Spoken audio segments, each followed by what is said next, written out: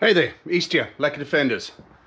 Today's video, Black Betty. You would have seen from the last one that the ABS light comes on when driving, and I think that's because when I replaced everything on the wheels, I probably messed up the wheel speed sensors. Also, the one on this side was not great because the connection was no bueno. Anyway, fresh off of eBay, straight out of China. This bag is not a toy, but bear that in mind. Yeah, anyway. So I've got two new of those. I'm going to pull the wheels off. Fortunately, I don't have to take the hubs off because the ones that I got have just got the pigtails that come off the ends. So I will splice that into this existing feed. Get those done. Should be a quick fix. Should be. Hopefully that's not foreshadowing, but let's see how this one goes.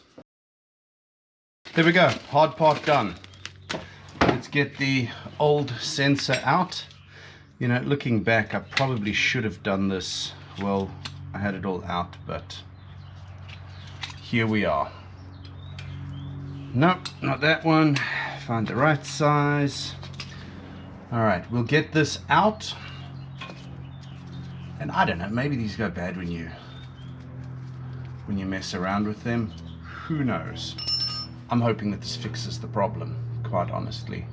I think what might actually be the, well, I say that there's some junk on the end of this, but I don't know that would have caused the issue. Do I clean it up and just go again and see if that makes a difference, or do I replace it? Inside, I think I should replace it. But there was junk on the end of that looked like rust that would actually have messed up that signal. Back in it goes without replacing. Am I going to regret that decision? I don't know. Probably. But you know what?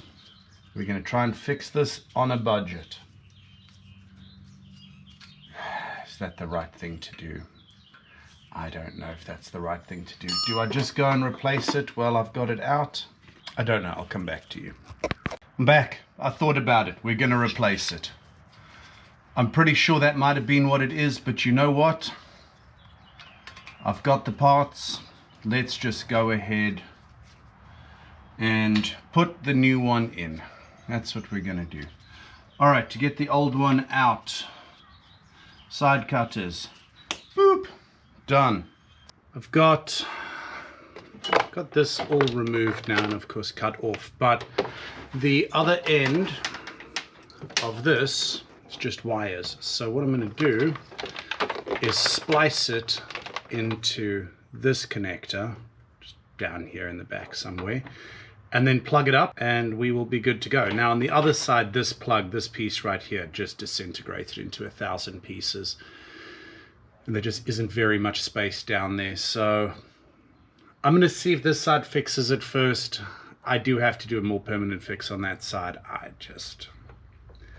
I don't know. Don't know.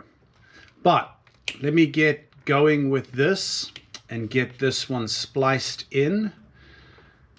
It'll be pretty quick and easy, and I will be right back to you. All right, I've got everything prepped to solder everything together, so it's going to stay there. What I did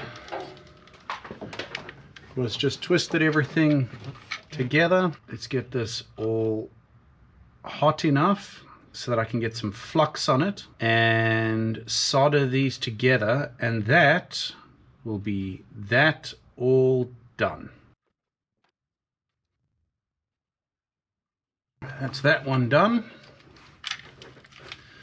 One more to go. And perfect. Those are soldered together. All right, and there we go.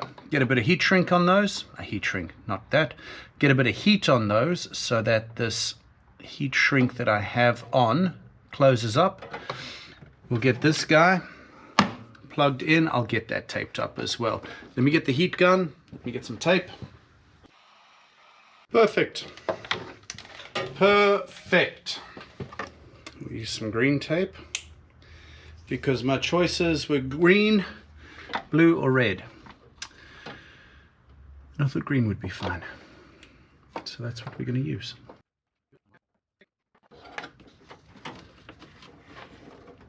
Get this guy lined up. All right, there we go. Job done. Let me get her back on the ground. Take her for a drive. That should have fixed the problem. I'm contemplating whether I do the other side as well, but if there's nothing wrong with it, I'm not going to. But let me take her for a drive and see if that fixed the problem. Fingers crossed. All right, no lights on.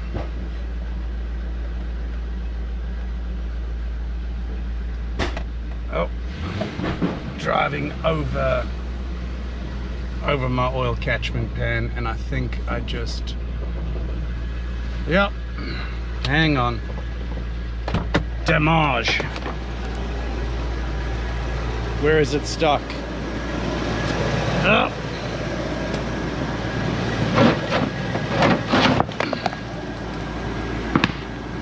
Got it. That's okay. That's how we go. Okay. Back in. Seatbelt acquired. Let's hope that it was just that one side. I tell you, the next thing I need to do, this tint that's in this vehicle is not my style. That needs to come out next. The steering is not great. I really think that steering box is toast. But I'm not going to do anything about it. It's going to be what it is. For now, at least. Okay, we're in gear. So normally it was right around 30 miles an hour that it would throw that code. How loose the steering is. What I mean by that steering box, I don't know that I want to mess with it. I know I'm going to land up messing with it, but that's okay.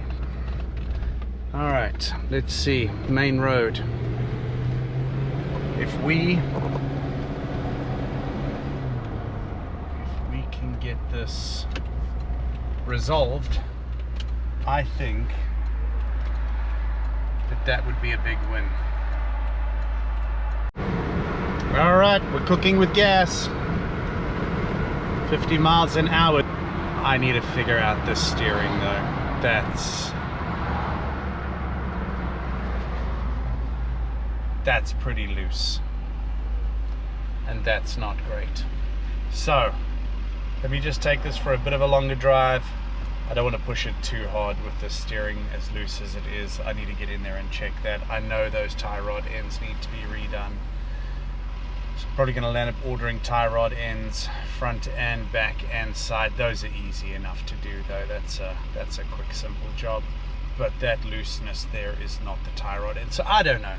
We'll get to it. But majority of the stuff is done. No check engine lights. No ABS lights. It is not smoking anymore. It is shifting. All the fluids are changed. No head gasket leak. I think this is a big win all the way around. So next thing, I need to figure out the steering, and then after that is getting in this interior, getting all this tint out, trying to fix up these seats as best I can.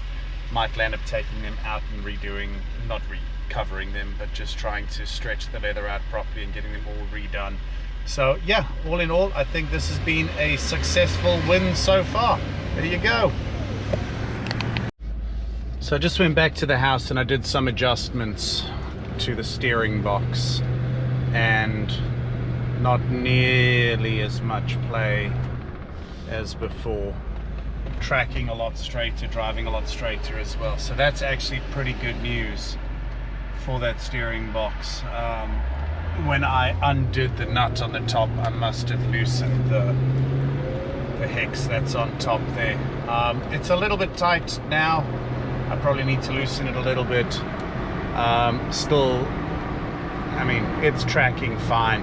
It's a hell of a lot better than it was before. I do know that I have to do those tie rod ends and make sure that I get those done, but honestly, that steering's 147,000 times better right now. So all in all, pretty good. There we go. Black Betty driving good, mechanically good. All of that's fixed. I'm very happy with that. Tie rod ends is really the last thing that I need to do mechanically, and then I need to do some spot welding on that exhaust where it's starting to split open. But other than that, driving wise, she drives fantastic. So I am very happy with that. All right, next thing on the agenda, getting the tint off of the windows and then giving her a polish to get that patina out and get her back to what she should look like.